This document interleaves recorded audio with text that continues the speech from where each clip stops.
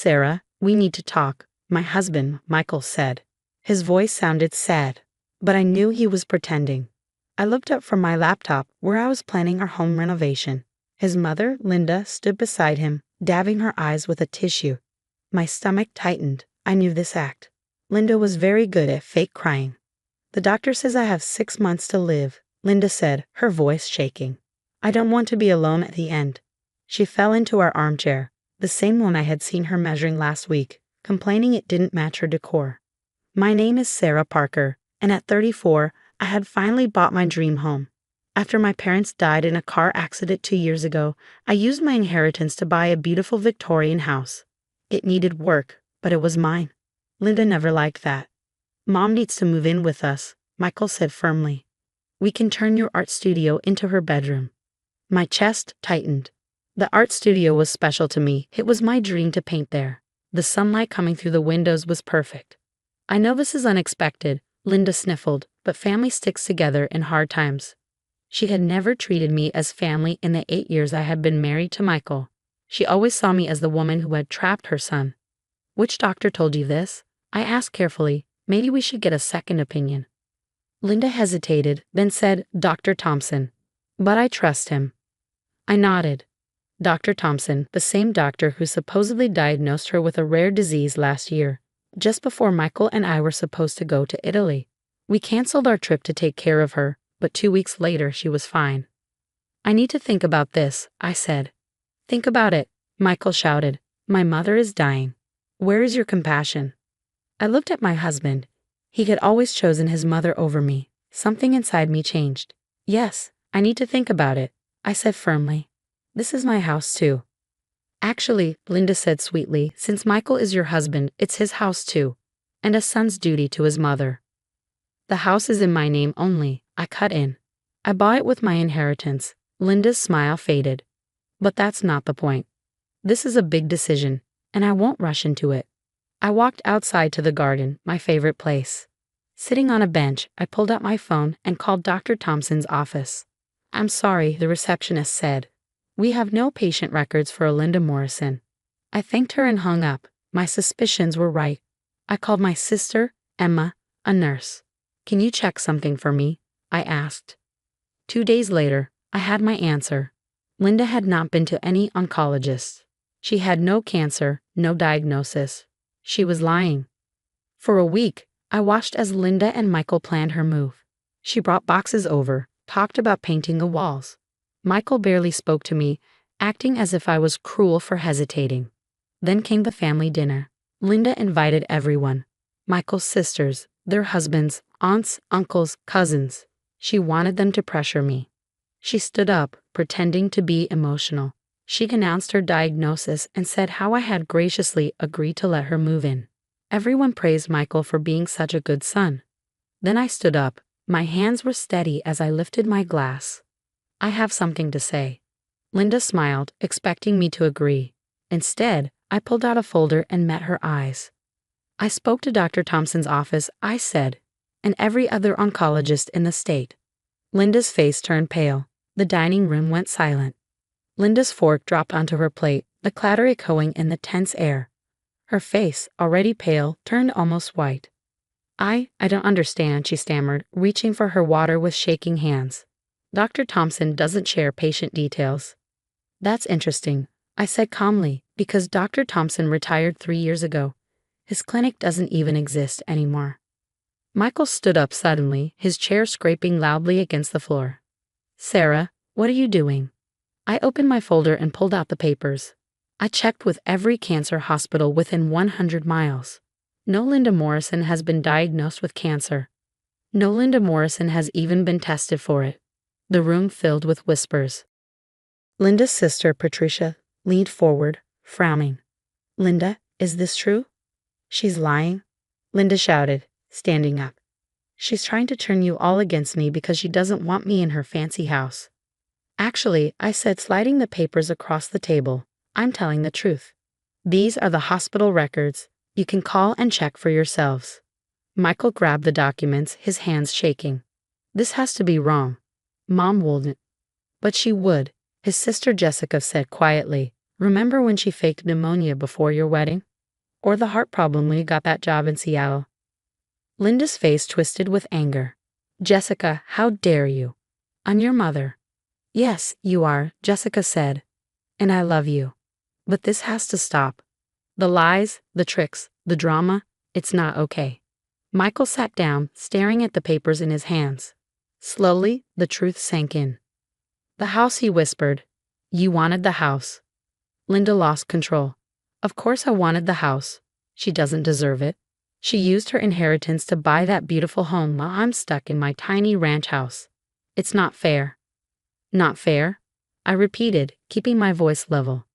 Like it wasn't fair when you tried to convince Michael to challenge my inheritance. Or when you told everyone at church I was flaunting my parents' death by buying the house. The shocked gasps around the table told me that Linda hadn't shared those particular details with the family. Michael's head snapped up, his eyes wide. You did what? She needed to be put in her place, Linda hissed. Always acting so perfect, so independent. A real wife would have given that money to her husband. Like you gave your inheritance to Dad? Patricia asked, her voice sharp. Oh wait, you didn't get one. Is that what this is really about, Linda? The truth hung heavy in the air. Linda's face crumpled, not in fake tears this time, but in genuine defeat. The careful manipulation she orchestrated was falling apart, exposing years of jealousy and resentment. I just wanted, she started, then stopped, looking lost. You wanted to control everything, like always, Jessica finished. But this time you went too far. Faking cancer? That's cruel, Mom, not just to Sarah, but to everyone who's actually fighting that battle. Michael stood up again, but this time his posture was different, defeated, tired. I think everyone should go home, he said quietly. Mom, I'll drive you. But Michael, Linda protested. No, Mom, not this time. As the family filed out, each person avoiding Linda's desperate gaze, I stayed at the table, my hands clasped tightly in my lap. Patricia stopped beside me, placing a gentle hand on my shoulder. I'm sorry, she said softly. We should have seen it sooner. After everyone left, I began clearing the barely touched dinner plates, the sound of Michael's car starting and pulling away echoing in the quiet house. I wasn't sure if he'd come back tonight. I wasn't sure of anything anymore. But as I stood in my kitchen in my house, I felt something unexpected, relief. The truth was finally out, and with it, the weight of years of subtle manipulation and forced smiles lifted from my shoulders. I walked to the window that overlooked my garden, watching the sunset paint the sky in shades of pink and gold. Whatever happened next, I knew I'd done the right thing. My parents had taught me to stand up for myself, and tonight, I finally had. The sound of the front door opening made me turn. Michael stood in the doorway, his face etched with exhaustion and something else. Shame. I dropped her off at home, Michael said, his voice rough.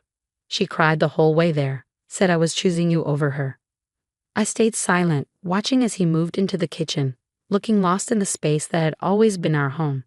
He ran his hand over the counter, the one we picked up together during our renovation. But that's not what this is about, is it? He continued. This is about choosing truth over lies. I've been blind, Sarah, so blind. I leaned against the sink, crossing my arms. Yes, you have. All those times she had emergencies, conveniently when we were about to do something important. He shook his head. The tropical disease before our Italy trip, the heart palpitations when I got the Seattle job offer, and now this. She knew what she was doing, I said softly. She always has. Michael looked at me, really looked at me, perhaps for the first time in years. How did you stay? Knowing she was manipulating everything, watching me believe her every time. Because I loved you, I replied simply. But Michael, I won't do it anymore. I can't. He nodded, sinking into one of our kitchen chairs. I don't expect you to. What she did, faking cancer, his voice broke. My aunt died of cancer last year. How could she use that? I moved to sit across from him, feeling the weight of this moment. Your mother needs help, Michael. Professional help. This isn't normal behavior. Jessica's already looking into family therapists, he said. She thinks Mom's behavior has gotten worse since Dad died. The need to control everything, to be the center of attention. We sat in silence for a while, the ticking of the kitchen clock marking time as we both processed the evening's events. Finally, Michael reached across the table, his hand open, palm up. I know I don't deserve it, he said quietly, but I'd like a chance to make this right. To be the husband you deserve, not just the son my mother wanted me to be. I looked at his outstretched hand, thinking of all we'd been through. It won't be easy, I warned. There needs to be boundaries. Real ones. I know he agreed. No more emergency visits, no more guilt trips, no more letting her make decisions about our life. And he hesitated, then continued firmly. I think we should go to counseling too. Together. I need to understand how I let this happen, how I hurt you by always putting her first.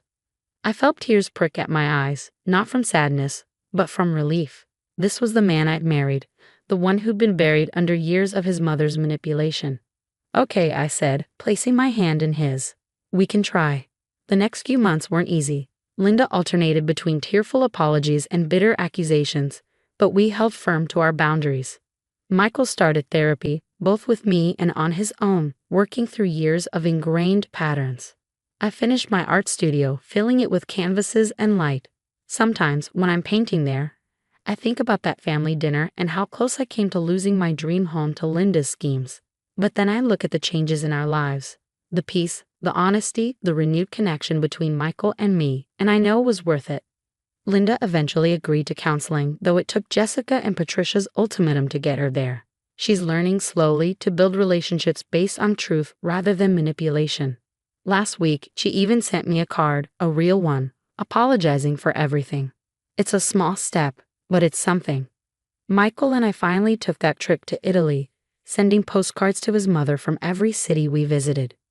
When we returned, our house was exactly as we'd left it. No emergencies, no drama, just home. Yesterday, as I worked in my garden, I found the first rosebud of spring pushing through the soil.